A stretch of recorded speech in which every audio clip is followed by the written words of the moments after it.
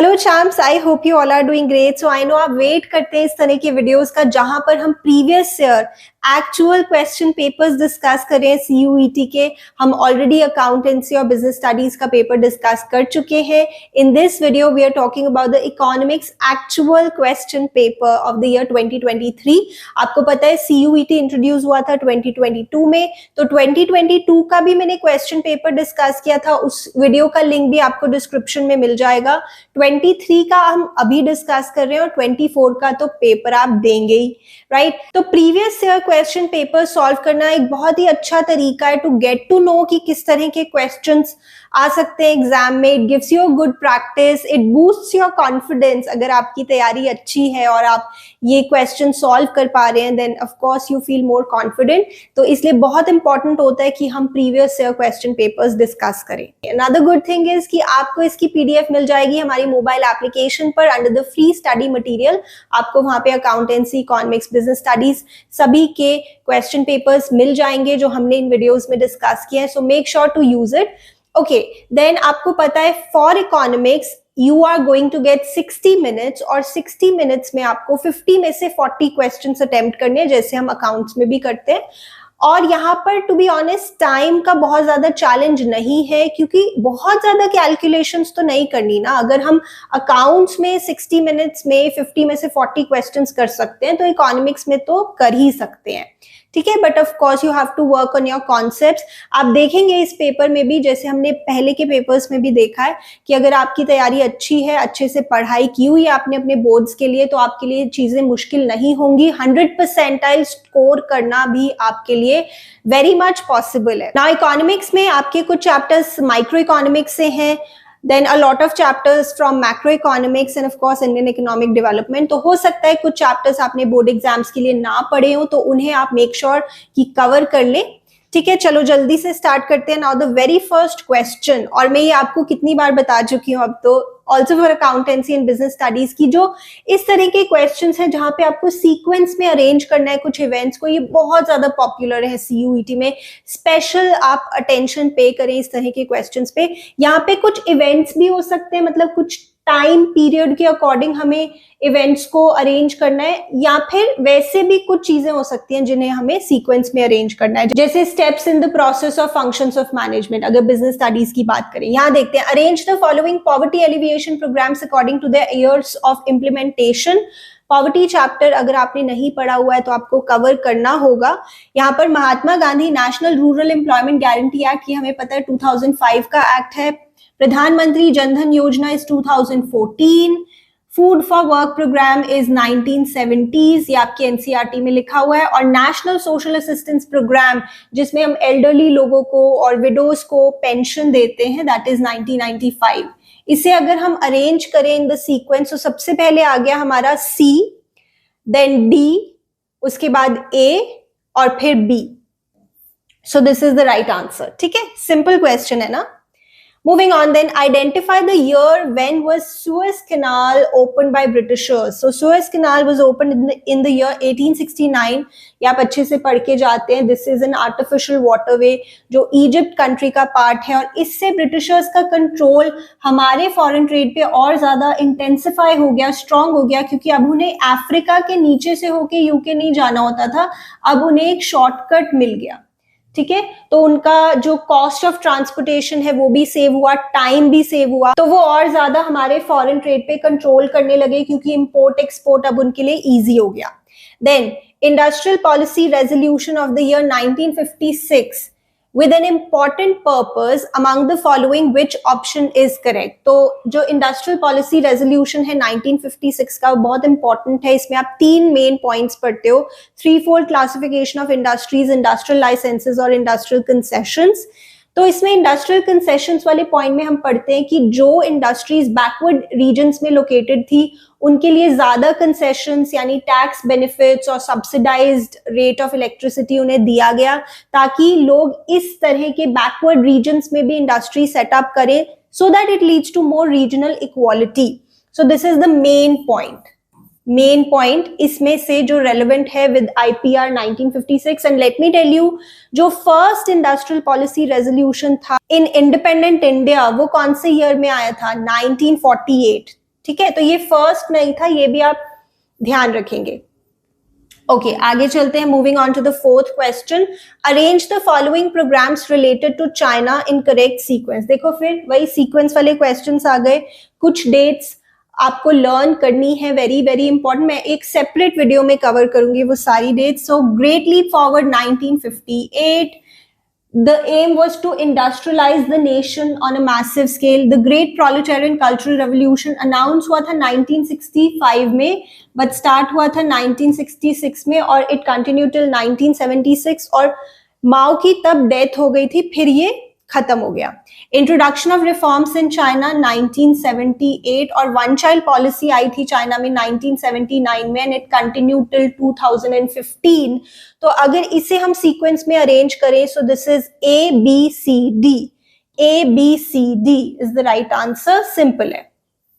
और अब one child policy को खत्म कर दिया गया है क्योंकि इससे एल्डरली पॉपुलेशन बढ़ रही थी चाइना में। Now couples are allowed to have 2 children, ठीक है। Then arrange the distribution of poultry and live stock in India 2012 in decreasing order. Now मैं आपको एक बात कहना चाहती हूँ कि ये क्वेश्चन देख के बच्चे घबरा जाते हैं कि हमने तो परसेंटेज में लर्न ही नहीं किया कि किसकी कितनी परसेंटेज है, किसका कितना शेयर है, हमने तो लर्न ही नहीं किया, ठीक है। बट क्या आपने ये लर्न किया है कि लाइव स्टॉक में सबसे ज्यादा शेयर किसका है? ये तो आपने लर्न किया है, ये तो इंपॉर्टेंट है। मैं आपको हर वीडियो में बताती हूँ, बोर्ड एग्जाम्स के लिए भी बताती हूँ कि पोल्ट्री का सबसे ज्यादा शेयर है, तो पोल्ट्री इज नंबर 1।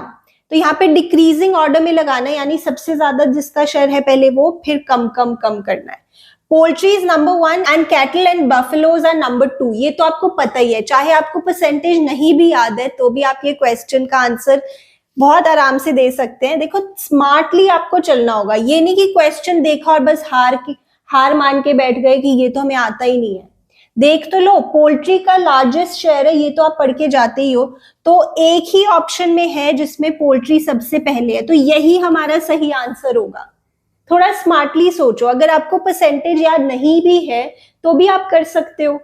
वैसे अगर आपको परसेंटेज देखनी है तो मैं आपको बता देती हूँ, ये आपका रूरल डेवलपमेंट चैप्टर में है। मैं कभी नहीं कहती कि आपको हर परसेंटेज और हर डेटा को लर्न करना ही है। That's why I am telling you कि अगर आपने ये लर्न नहीं भी किया हुआ तो भी आप आंसर कर सकते हैं। सबसे ज्यादा शेयर पोल्ट्री का है विद 61%, उसके बाद कैटल एंड बफेलोज 22%, फिर शीप्स एंड गोट्स, फिर पिग्स और फिर सबसे एंड में कैमल्स, ठीक है। So this is the right answer. Smartly work करेंगे and you will be able to do the questions. चलिए आगे देखते हैं। देन बजट लाइन की इक्वेशन, ये हम माइक्रो इकोनॉमिक्स में पढ़ते हैं, बहुत ज्यादा कुछ मुश्किल काम नहीं है यहाँ पर। If this is good x, this is good y, तो इसकी जो इक्वेशन है बजट लाइन की, that is actually P1 upon P2 या फिर P price of x, commodity x, price of y divided by price of y। इसके साथ एक नेगेटिव का sign to indicate the negative relationship, क्योंकि अगर एक गुड आप ज्यादा कंज्यूम करोगे तो दूसरा कम करना पड़ेगा। सो this is the negative relationship. ये बहुत ज्यादा इजी है। मान लीजिए इसका आंसर आता है जैसे 50 अपॉन 25, तो आ गया 2:1। तो इसका इम्प्लीकेशन ये है कि आपको 2 यूनिट्स y गुड की सेक्रीफाइस करनी होंगी, तब आपको 1 यूनिट मिलेगी गुड x की, ठीक है। तो ये आप अपने माइक्रो इकोनॉमिक्स में पढ़ के जाएंगे। This is a very basic question, इसमें कुछ भी मुश्किल नहीं है। ऑलराइट, उसके बाद देखते हैं then arrange the correct sequence of impact of increase in bank rate. तो आपको बैंक रेट का मतलब पता है कि कमर्शियल बैंक्स को अगर महंगा लोन मिलता है सेंट्रल बैंक से तो क्या क्या चीजें होती हैं। पहले एक बार रफली रीड कर लो। Costly loan for general public, increase in rate of interest by commercial bank, expensive loan taken by commercial banks, decrease in money supply, control over the situation of inflation. Okay, तो सबसे पहले अगर महंगा loan मिलेगा commercial banks को क्योंकि bank rate ज्यादा हो गया, तो वो अपना इंटरेस्ट रेट बढ़ा देंगे, वो आगे भी महंगा लोन देंगे, जिससे लोन महंगा हो जाएगा, क्रेडिट महंगा हो जाएगा जनरल पब्लिक के लिए, और वो कम लोन लेंगे जिससे मनी सप्लाई कम हो जाएगी। And this is a good step if we want to control the situation of inflation, ठीक है। जब आप अपने क्वांटिटेटिव और क्वालिटेटिव इंस्ट्रूमेंट्स पढ़ते हो तो इसमें भी स्टेप वाइज पढ़ते हो ना, कि पहले ये होगा, फिर ये होगा, फिर ये होगा, लाइक दैट। तो यहाँ पे सीक्वेंस में हमें अरेंज करना है So first will be C, then B, then A, then D, then E. ठीक है, so this is the right answer. मुश्किल नहीं है बच्चे. Alright, उसके बाद देखते हैं which of the following was adversely affected. Adversely का मतलब होता है negatively, right? By the introduction of railways in India by the Britishers.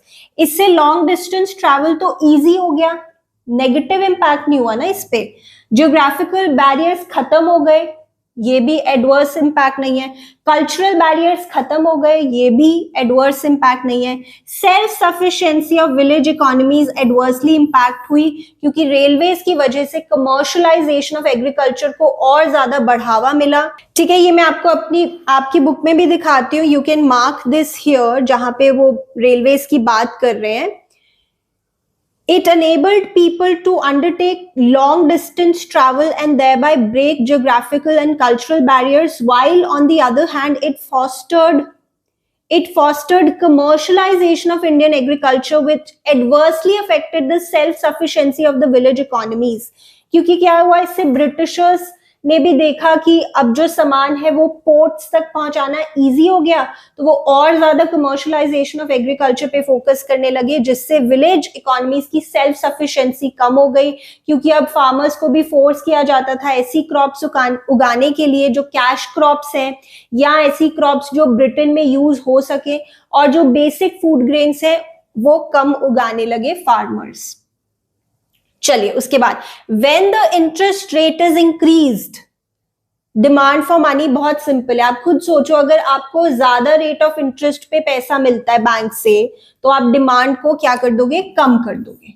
It comes down, simple. चलिए, which of the following tries to address situations facing the economy as a whole. बहुत simple है, macro economics. Economy as a whole तो हम macro economics में पढ़ते हैं. चलिए उसके बाद आगे चलते हैं, नेक्स्ट क्वेश्चन देखते हैं.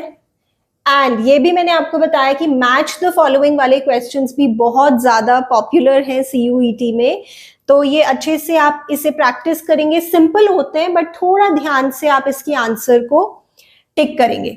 Then great proletarian cultural revolution आपको पता है इंट्रोड्यूस हुआ था 1965 में to cover the period from 1966 to 1976, और माओ की डेथ के साथ ये खत्म हो गया था. Nationalisation of capital good industries in Pakistan happened in 1970, ये भी आपकी NCERT में गिवन है. Reforms initiated in China is 1978 and reforms initiated in Pakistan 1988. तो ये तो आपको पता है कि 5-year प्लान्स कब आए थे तीनों कंट्रीज में, और रिफॉर्म्स कब आए थे तीनों कंट्रीज में, इसकी डेट्स तो आप लर्न करके जाएंगे. This is very important. So A is matched with 2, B is matched with 3, C is matched with 4 and D is matched with 1. ठीक है, so this is the right answer. चलिए next question देखते हैं. Then 12th question. आप देख रहे हैं questions बहुत सिंपल है. यहाँ पे हमें हर क्वेश्चन के लिए 1.5 मिनट मिल रहा है, बट उससे काफी कम समय में हम ये सॉल्व कर सकते हैं. The annual allowance for wear and tear of capital good. तो वेयर एंड टियर से तो वैसे भी आपके मन में क्या आना चाहिए, डेप्रीसिएशन, बट आगे पढ़ते हैं. Can also be defined as the cost of the good divided by the number of years. तो जैसे आप अकाउंट्स में SLM मेथड में एक फॉर्मूला पढ़ते हो to calculate depreciation per annum, that is the cost of the asset, original cost minus scrap value या salvage value divided by number of years of useful life. इससे हमें depreciation मिलती है per annum. ठीक है, अब अगर scrap value नहीं है तो आप यही बोलोगे ना, cost divided by the number of years. This will give you depreciation. Right? Simple question है. This is the answer.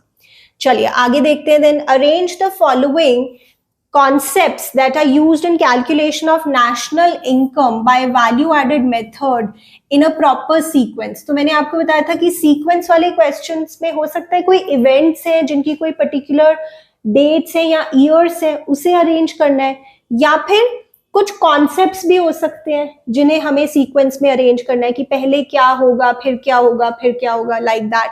तो यहाँ पर देखते हैं. वैल्यू एडेड मेथड का फॉर्मूला आपको पता है. सबसे पहले GVA, ग्रॉस वैल्यू एडेड के लिए हम क्या करते हैं, value of output which is sales plus change in stock minus intermediate consumption.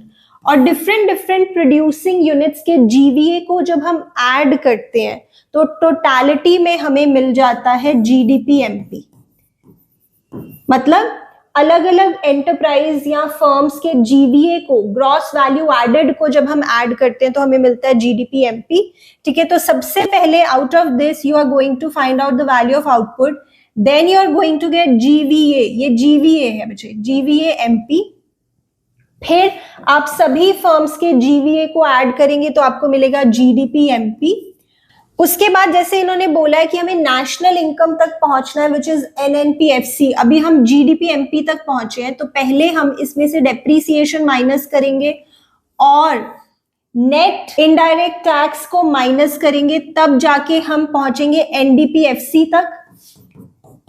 जो भी हमें गिवन है उसके अकॉर्डिंग पहले हम इस पे पहुंचेंगे, डेप्रीसिएशन माइनस करेंगे ग्रॉस से नेट पे जाने के लिए और मार्केट प्राइस से फैक्टर कॉस्ट पे जाने के लिए नेट इनडायरेक्ट टैक्स को माइनस करेंगे और फिर हम इस डी में प्लस करेंगे net factor income from abroad and then we are going to reach the national income which is एनएनपीएफसी।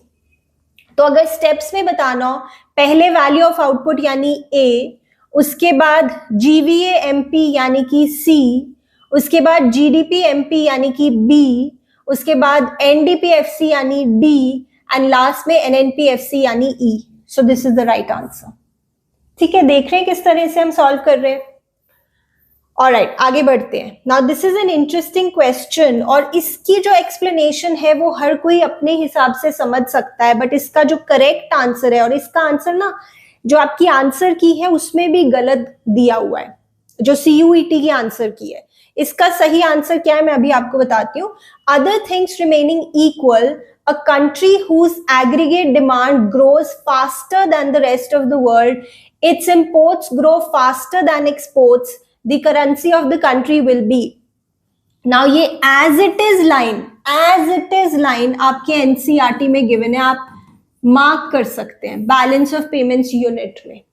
अच्छा, अब इसका क्या मतलब है, एक कंट्री है जिसके इंपोर्ट्स ज्यादा तेजी से बढ़ रहे हैं कंपेयर्ड टू एक्सपोर्ट्स, दोनों बढ़ रहे हैं बट इंपोर्ट्स ज्यादा तेजी से बढ़ रहे हैं। इमेजिन कर लो इंडिया के पर्सपेक्टिव से, अगर इंडिया ज्यादा इंपोर्ट कर रहा है तो हमें जैसे डॉलर्स में पेमेंट करनी पड़ेगी, मतलब फॉरेन करेंसी में पेमेंट करनी पड़ेगी, तो हम फॉरेन करेंसी की डिमांड बढ़ा देंगे, फॉरेन करेंसी की डिमांड बढ़ जाएगी। ठीक है, अगर हम एक्सपोर्ट्स भी मान लीजिए ज्यादा कर रहे हैं तो क्या होता है, हम सामान भेजते हैं, हमारे पास डॉलर्स आते हैं पर हमारे कंट्री में डॉलर्स तो चलते नहीं, फिर हम डॉलर्स को सेल करके अपनी करेंसी में कन्वर्ट करवाते हैं, तो इससे जो सप्लाई है फॉरेन करेंसी की, डॉलर्स की, वो बढ़ जाएगी। ठीक है, तो अगर इंपोर्ट्स बढ़ रहे हैं तो डिमांड बढ़ेगी फॉरेन करेंसी की, एक्सपोर्ट्स बढ़ रहे हैं तो सप्लाई बढ़ेगी फॉरेन करेंसी की। बट यहाँ पे बोल रहे हैं कि इंपोर्ट्स ज्यादा तेजी से बढ़ रहे हैं, यानी नेट में देखें तो जो डिमांड है फॉरेन करेंसी की वो ज्यादा बढ़ रही है। अब इमेजिन करो डॉलर की डिमांड अगर ज्यादा बढ़ रही है तो डॉलर स्ट्रॉन्ग हो जाएगा और हमारी करेंसी डॉलर के कंपैरिजन में वीक हो जाएगी, तो हम कहेंगे कि इस टाइप की कंट्री की करेंसी विल बी डेप्रीशिएटिंग। आपको इसका आंसर कई जगह पे एप्रिशिएटिंग मिल सकता है, जैसे मैंने बोला इवन इन द आंसर की it was appreciating, but the correct answer is depreciating. As it is line you are going to find in your NCERT, तो आप जरूर मार्क कीजिएगा। चलिए उसके बाद चलते हैं to the 15th question now. Identify the equation of a linear demand curve where A is the vertical intercept, B is the slope of demand curve and P is the price of the demand curve। बहुत simple है, demand curve की जो equation होती है वो ये होती है। ठीक है, जैसे आप मैथ्स पे भी एक इक्वेशन पढ़ते हो mx प्लस c, ये जो है ये y इंटरसेप्ट होता है और ये जो है ये स्लोप होती है। बट यहाँ पे इसका क्या मतलब है, दिस इज ऑटोनमस डिमांड, मतलब ये वो वाली डिमांड है जो प्राइस पे डिपेंड नहीं करती, व्हेन प्राइस इज 0, ये वो वाली डिमांड है। और फिर कुछ ऐसी डिमांड है जो प्राइस पे डिपेंड करती है, और क्योंकि नेगेटिव रिलेशनशिप है प्राइस और क्वांटिटी डिमांडेड के बीच में, इसलिए बीच में माइनस का साइन आ रहा है। So the correct answer is A minus BP, यानी will go with option number 1. ठीक है, माइक्रो इकोनॉमिक्स आपको एक बार रिवाइज करना होगा क्योंकि आपने 11th क्लास में पढ़ा था, अभी टच छूट गया है, तो एक बार आप रिवाइज करेंगे फिर आपको याद आ जाएगा. Then, in 1991, the balance of payments crisis was observed when the Indian rupee was devalued, which led to.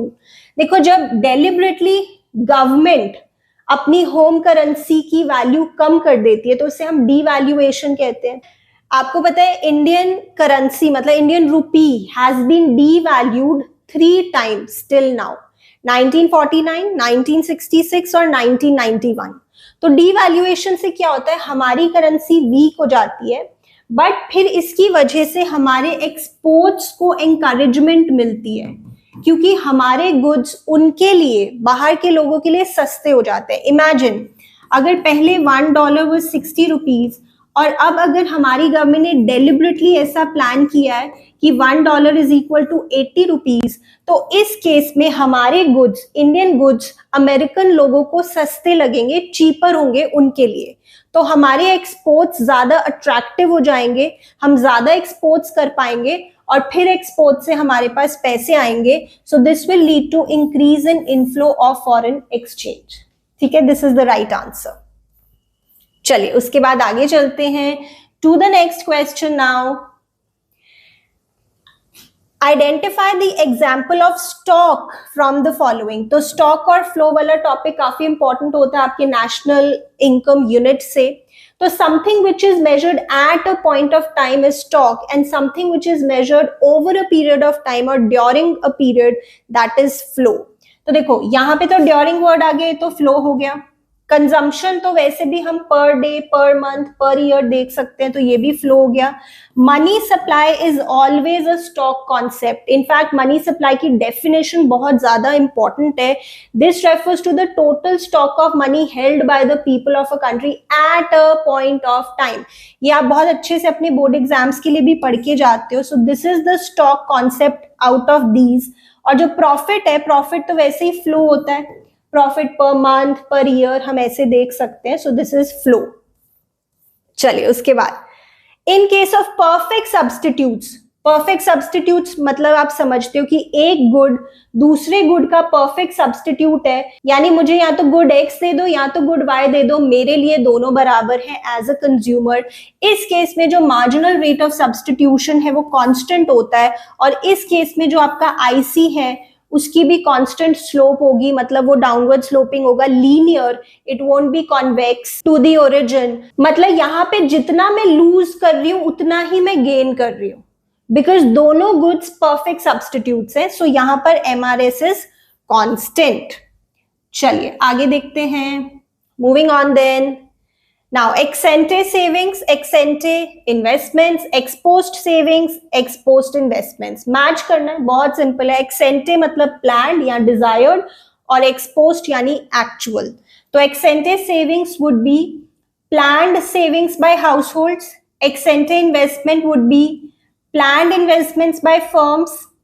Ex post savings would be actual savings by households. Ex post investment would be actual investment by firms. जब इस तरह से match होता है तो हमें लग सकता है कि हमने गलत किया है क्योंकि ऐसा मैच कम देखने को मिलता है, but this is right. A is matched with 1, B is matched with 2, C is matched with 3, D is matched with 4. So this is the right answer. ठीक है, चलो आगे चलते हैं. देन सिंपल क्वेश्चन है. Now this is very very important. ये आपका poverty chapter से रिलेटेड है. तो यहाँ पे आपको कुछ ग्राफ्स अच्छे से पढ़ के जाने हैं. ये बहुत इंपॉर्टेंट है और सिंपल भी है, इट्स नॉट डिफिकल्ट. तो देखो, एक कैटेगरी होती है क्रॉनिक पुअर की. क्रॉनिक पुअर, उसमें 2 ग्राफ्स आते हैं. One is always poor, one is usually poor. अभी आपको मैं बताती हूँ इसका मीनिंग. देन एक कैटेगरी होती है ट्रांजिएंट पुअर की. ट्रांजिएंट पुअर, इसमें जो 2 सब कैटेगरीज हैं, एक है चर्निंग पुअर, चर्निंग पुअर, और एक ओकेजनली पुअर, ओकेजनली पुअर, और एक है नेवर पुअर. Never poor. देखो ये समझना बिल्कुल भी ज्यादा मुश्किल नहीं है। ऑलवेज पुअर जैसा कि नाम से ही पता लग रहा है, ये जो लोग हैं ये हमेशा पॉवर्टी लाइन से नीचे ही होते हैं। ये पॉवर्टी लाइन है, इससे नीचे ही रहते हैं। यूजुअली पुअर यानी ज्यादातर तो पॉवर्टी लाइन से नीचे रहते हैं, बट कभी कभार वो पॉवर्टी लाइन से ऊपर हो जाते हैं। Churning poor who regularly move in and out of poverty, मतलब यू कैन से आधा टाइम वो पुअर होते हैं, आधा टाइम नॉन पुअर होते हैं। ओकेजनली पुअर, ज्यादातर तो वो पॉवर्टी लाइन से ऊपर रहते हैं, but once in a while they may have a patch of bad luck. और नेवर पुअर कि वो हमेशा पॉवर्टी लाइन से ऊपर रहते हैं। ठीक है, तो यहां पर वो आपसे क्या पूछ रहे हैं कि इनमें से कौन सी स्टेटमेंट्स करेक्ट है अबाउट कैटेगराइजिंग पॉवर्टी और कौन सी करेक्ट नहीं है। देखो, usually poor are those people who sometimes have a little more money. हाँ, who sometimes have a little more money, so this is true. Small farmers and seasonal farmers are churning poor. Yes, ये example as it is आपकी book में given है, I will show you also, आप mark कर लीजिए। Small farmers और seasonal workers होते हैं चर्निंग पुअर, यानी they regularly move in and out of poverty.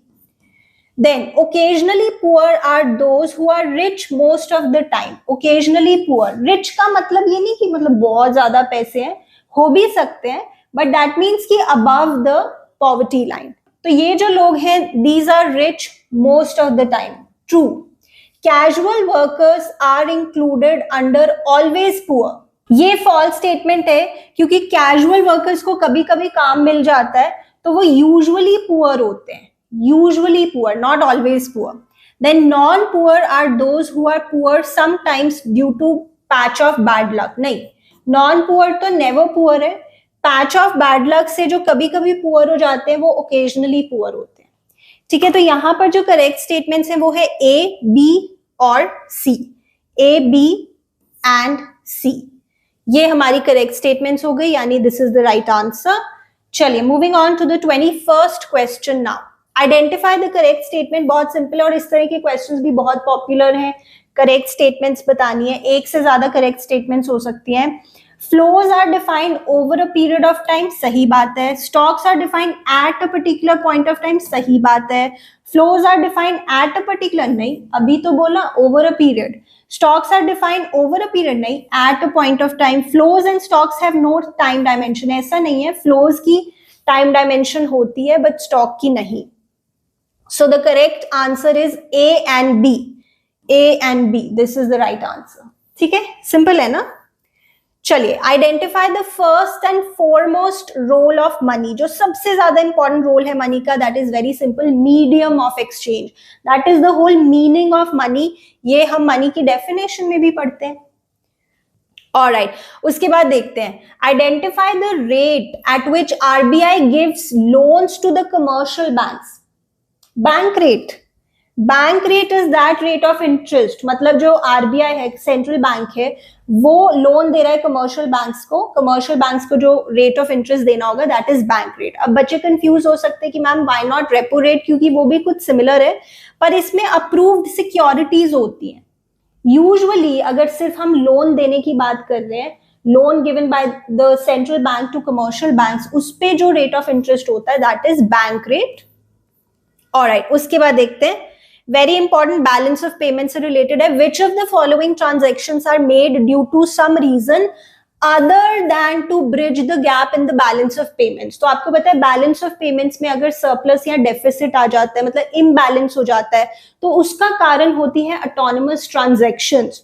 और फिर उस इम्बैलेंस को ठीक करने के लिए या रिस्टोर करने के लिए या to bridge the gap, we undertake accommodating transactions. ठीक है, बट यहां पे क्या पूछ रहे हैं, ऐसी ट्रांजैक्शंस जो ब्रिजिंग द गैप के लिए नहीं की जाती, कोई और रीजन के लिए की जाती है, जैसे to earn profits, those are autonomous transactions which are above the line transactions.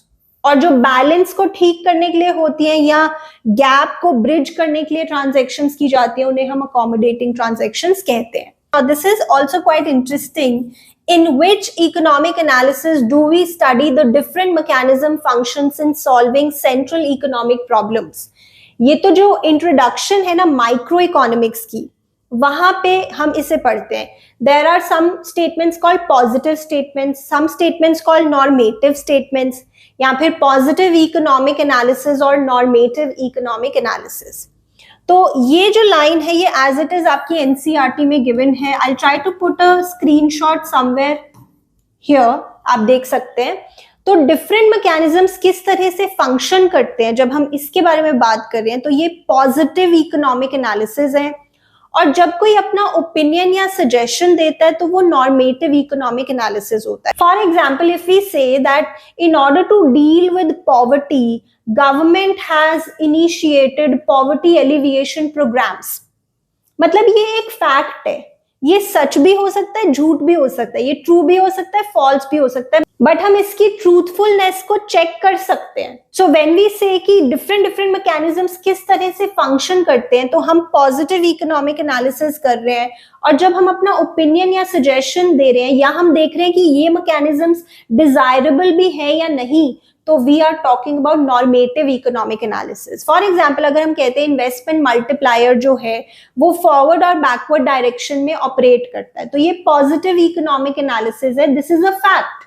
ये फैक्ट ट्रू भी हो सकता है, फॉल्स भी हो सकता है, बट इसकी ट्रूथफुलनेस को हम चेक कर सकते हैं. मान लो अगर कोई कह रहा है कि जो भी गवर्नमेंट ने पॉवर्टी एलिविएशन प्रोग्राम स्टार्ट किए है ना, वैसे उसका कोई फायदा नहीं देखने को मिला, ये एक ओपिनियन है, ये एक किसी की राय है, तो ये हमारा नॉर्मेटिव इकोनॉमिक एनालिसिस में आता है. जहां पे आप इंट्रोडक्शन पढ़ेंगे माइक्रो इकोनॉमिक्स की, उसमें ये आप पहली चीज पढ़ते हैं. So you will not miss out on this. Then identify the incorrect statement. IC slopes downward, ठीक है. IC is concave to the origin, नहीं. IC is convex to the origin. Concave तो PPC होता है. Higher the IC, higher the level of satisfaction. ये भी true statement है about IC. And two ICs are parallel to each other. ये सभी true है. इसमें से जो ट्रू नहीं है, जो फॉल्स है और जो सही आंसर है, that is IC is concave to the origin. It is not true. उसके बाद बहुत ज्यादा simple, identify the correct option. MPC plus MPS is equal to 1, also APC plus APS equal to 1. ठीक है, बहुत इजी है. Then identify the second phase of green revolution. So green revolution की जैसे एनसीईआरटी में भी लिखा है, दो फेजेस में आया. The first phase started from mid 1960s to mid 1970s. Second phase started from mid 1970s to mid 1980s. तो this is very very simple. ये हो गया हमारा सही आंसर. उसके बाद as per the new economic policy the agricultural policies mainly oriented towards exports, therefore the farmers focused on the following crops. ये हम पढ़ते हैं जहां पे हम क्रिटिकल अप्रेजल कर रहे होते हैं कि रिफॉर्म्स जो आए, इकोनॉमिक रिफॉर्म्स, उनका बहुत ज्यादा बेनिफिट नहीं देखने को मिला एग्रीकल्चरल सेक्टर में. ठीक है, तो उसमें एक रीजन हम ये भी पढ़ते हैं that farmers started focusing more on the cash crops, जिससे उन्हें अच्छा पैसा मिलता है, अच्छा प्रॉफिट मिलता है, जैसे T, coffee, rubber, spices, cotton, है ना. बट इससे क्या हुआ, फूड ग्रेन्स की कमी हो गई और उनके प्राइसेस बढ़ गए. तो this line is also written in your NCERT, you should mark it. Who was the chairman of the planning commission? तो planning commission was set up in the year 1950 और इसके जो chairperson है वो prime minister of the country होते हैं. तो अगर हम फर्स्ट chairperson की बात करें तो वो थे पंडित जवाहरलाल नेहरू, क्योंकि वही उस समय प्राइम मिनिस्टर थे. अब तो वैसे जो प्लानिंग कमीशन है दैट हैज बीन रीस्ट्रक्चर्ड और it has been रीप्लेस्ड bye NITI Aayog.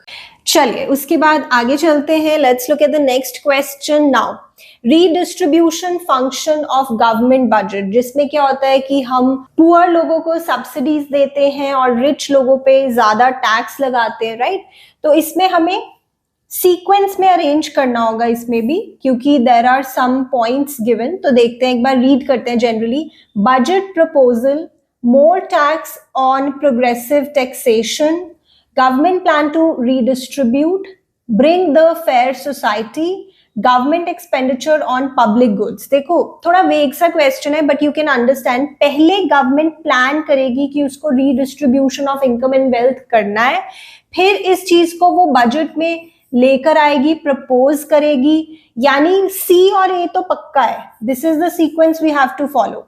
उसके बाद वो ज्यादा टैक्स लगाएगी, अमीर लोगों पर, रिच लोगों पर, ज्यादा खर्चा करेगी पब्लिक गुड्स पर जो प्राइवेट सेक्टर प्रोवाइड नहीं करता, विच आर कलेक्टिवली कंज्यूम, जिसके दो फीचर्स होते हैं, नॉन राइवलरस और नॉन एक्सक्लूडेबल इन नेचर, और इससे एक फेयर सोसाइटी बन जाएगी।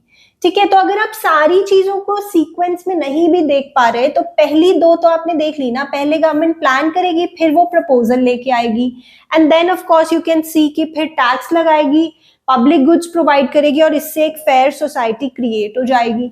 ठीक है, also you have an option to leave the question अगर आपको बिल्कुल ही वेग लग रहा है। ठीक है, but this was easy actually.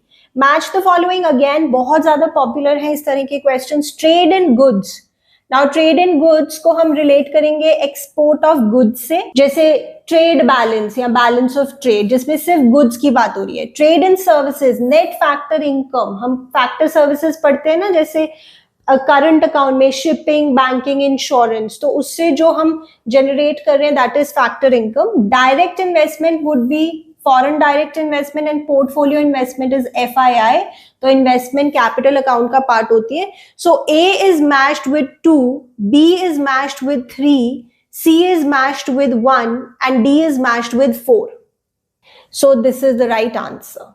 ठीक है, सिंपल है, मैच वाले क्वेश्चन सिंपल है, बट थोड़ा ध्यान से आपको मार्क करना है। उसके बाद देखते हैं, identify which are correct statements related to ozone depletion. ना ओजोन डिप्लीशन और ग्लोबल वार्मिंग दोनों बहुत अच्छे से आप पढ़ के जाएंगे, एनवायरमेंट चैप्टर से रिलेटेड टॉपिक्स है ये। So, chlorine and bromine compounds are used in fire extinguishers. This is a true statement और इसी से ओजोन डिप्लीशन होती है। Ozone depletion caused by high levels of chlorine and bromine, ठीक है, आपकी बुक में एक बॉक्स में गिवन है, रीड करके जाएंगे। Chlorine and bromine are used in television, नहीं, नॉट टेलीविजन, एयर कंडीशनर्स में, रेफ्रिजरेटर्स में, फायर एक्सटिंग्विशर्स में ये यूज होते हैं। Ozone depletion caused by high rainfall, नहीं, ऐसा नहीं है। Chlorine and bromine compounds are used in refrigerator. ठीक है, सो सही आंसर क्या हो गया यहाँ पे, A, B and E, A, B and E, ये हमारे करेक्ट स्टेटमेंट्स हैं। ठीक है, इजी क्वेश्चन है। चलिए आगे देखते हैं, then moving on to the next question. Conventional sources of energy, conventional, non conventional नहीं, कन्वेंशनल जो पहले से यूज होते आ रहे हैं, that is agricultural waste, that is coal, that is petroleum, and of course electricity. तो ये हो जाते हैं हमारे A, C, D, E, मतलब B को छोड़ के बाकी सारे हो गए हमारे कन्वेंशनल सोर्सेज ऑफ एनर्जी। ये हमारा इंफ्रास्ट्रक्चर चैप्टर से रिलेटेड है। उसके बाद देखते हैं, identify the social medicine. Social medicine जैसे हम पढ़ते हैं ह्यूमन कैपिटल में, एक्सपेंडिचर ऑन हेल्थ में हम पढ़ते हैं प्रिवेंटिव मेडिसिन, सोशल मेडिसिन और क्यूरेटिव मेडिसिन। ठीक है, तो social medicine is spread of health literacy, जैसे गवर्नमेंट पैसा खर्च करती है, कोविड-19 के बारे में लोगों को बताती है थ्रू न्यूज़पेपर, टेलीविजन, फोन पे भी आप जब कॉल करते हो तो पहले मैसेज आता है। तो this is like spread of health literacy, इस पे जो गवर्नमेंट खर्चा कर रही है, दैट इज सोशल मेडिसिन। चलिए उसके बाद देखते हैं, China in the last 3 decades used the market system and succeeded in raising the level of growth along with alleviation of poverty. Still, what is the major concern there? अभी भी जब आप China के बारे में सोचते हो, आपके माइंड में क्या आता है? Of course, it's a growing economy. It is way ahead of India. But वहां पे पॉलिटिकल फ्रीडम नहीं है, वहां पे इतनी फ्रीडम ऑफ स्पीच या एक्सप्रेशन नहीं है जितना इंडिया में हम एक्सपीरियंस करते हैं। So that is lack of political freedom. हम ये नहीं कह सकते कि over production is a concern, हम ये नहीं कह सकते कि वहां इंडस्ट्रियलाइजेशन नहीं है, हम ये नहीं कह सकते कि आज की डेट में वहां पे एग्रीकल्चर बैकवर्ड है, नहीं। But what is still a concern is lack of political freedom. उसके बाद मैच करना है, अगेन सिंपल है, movement in demand curve, movement होती है प्राइस में चेंज होने से, शिफ्ट होती है बाकी फैक्टर्स में चेंज होने से other than the price.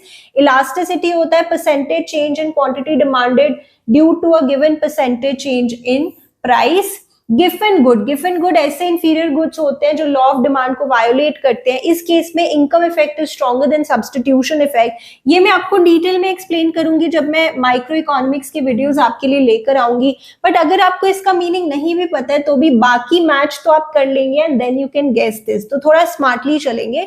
A is matched with 3, B is matched with 4, C is matched with 2 and D is matched with 1. ठीक है, so this is the right answer. चलिए आगे चलते हैं. Moving on then to the next question. Simple question है यहाँ पर. 38. Identify the concept which refers to the combination of two goods that can be produced with the help of given resources and technology.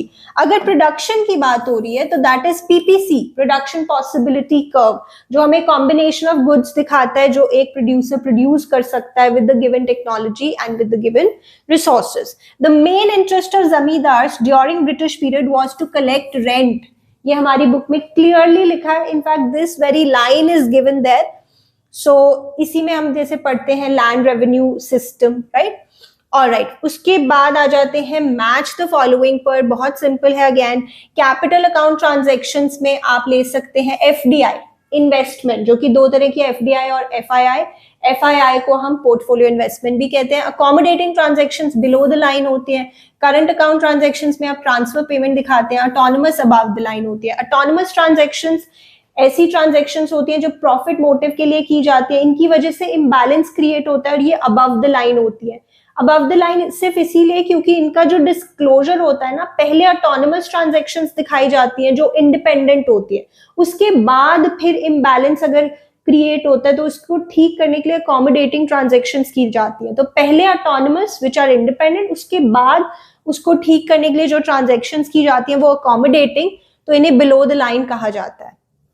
So A is matched with 3, B is matched with 4, C is matched with 1 and D is matched with 2. So this is the right answer. ठीक है, चलिए उसके बाद आगे चलते हैं to the next question which is the 41st question. And जैसा आपने बाकी सब्जेक्ट्स में भी देखा है कि 40th के बाद 5 क्वेश्चंस एक पर्टिकुलर केस से रिलेटेड है.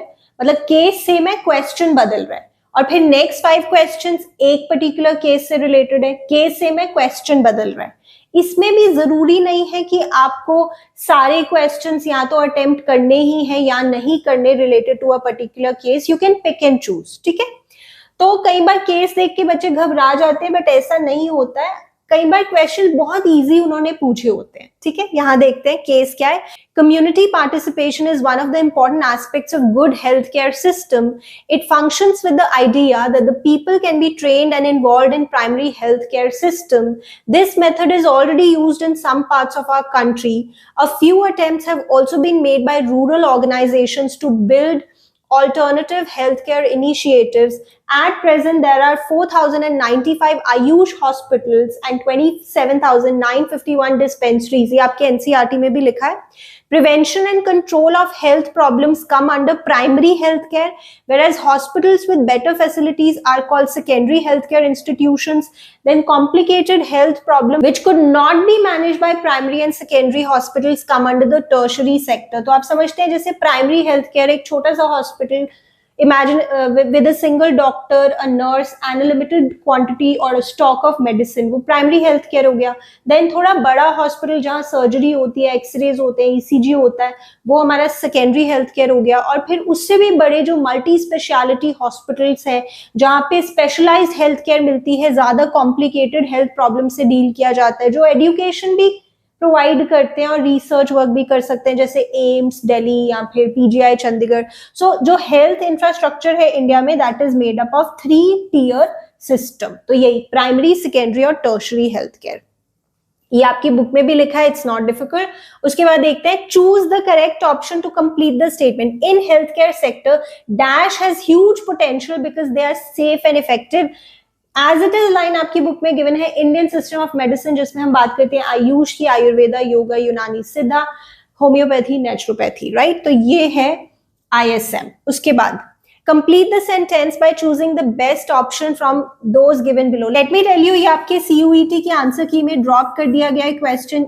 उस क्वेश्चन को ड्रॉप किया जाता है जो हो सकता है क्वेश्चन ही गलत हो या उसकी ऑप्शंस गलत हो। तो यहाँ पे गलत क्या है, इन health care system with the motive of non profit, यहाँ पे ये क्या लिखा है SEINA, ये कुछ नहीं होता, बट अगर यहाँ सेवा लिखा होता ना तो वो है एक नॉन गवर्नमेंट ऑर्गेनाइजेशन। मैं आपको आपकी बुक में दिखा सकती हूँ इंफ्रास्ट्रक्चर चैप्टर में, here community and non profit organisations in health care, यहाँ पे एक है सेवा in Ahmedabad, Accord in the Nilgiris, then Shaheed hospital, then Chhattisgarh mines, Shramik Sangh, then क्षतकारी संगठन। ये आप पढ़ के जाएंगे, बट इस पर्टिकुलर क्वेश्चन को ड्रॉप कर दिया गया क्योंकि ये क्वेश्चन ही कोई सेंस नहीं बना रहा है।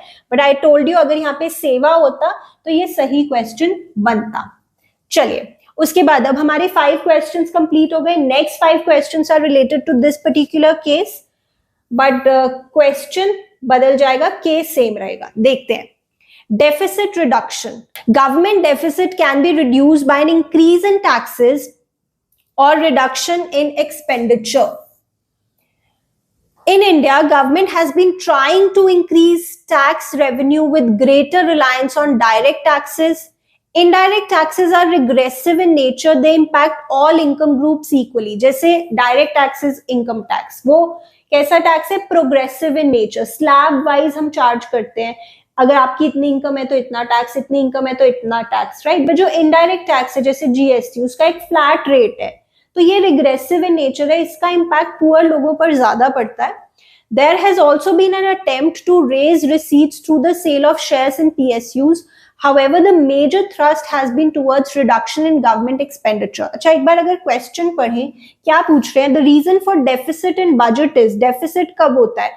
When expenditure is more than revenue, when revenue is more than expenditure, when expenditure and revenue are same, no role of revenue and expenditure. I think ये बहुत ज्यादा इजी है, बिना केस पढ़े आप बता सकते हैं। जब खर्चा ज्यादा है इनकम से तो उसी को हम डेफिसिट बोलते हैं, ठीक है। तो हम कुछ पढ़ चुके हैं यहाँ पर, यहां से पढ़ते हैं, यहां से पढ़ते हैं। However, the major thrust has been towards reduction in government expenditure. This could be achieved through making government activities more efficient through better planning of programs and better administration. A recent study by the Planning Commission has estimated that in order to transfer rupee 1 to the poor, government spends rupee 3.65 in the form of food subsidy, showing that cash transfers would lead to increase in welfare. The other way is to change the scope of the government by withdrawing from some of the areas where it has operated before. Cutting back government programs in vital areas like agriculture, education, health, poverty alleviation, etc. would adversely affect the economy. Obviously, अगर हम ऐसे area से cut down करेंगे खर्चा जो social welfare के लिए important है, तो इससे तो हमारी इकोनॉमी एडवर्सली इंपैक्ट होगी, मतलब नेगेटिवली इंपैक्ट होगी। Governments in many countries run huge deficits, forcing them to eventually put in place self-imposed constraints of not increasing expenditure over predetermined level. These will have to be examined keeping in view the above factors.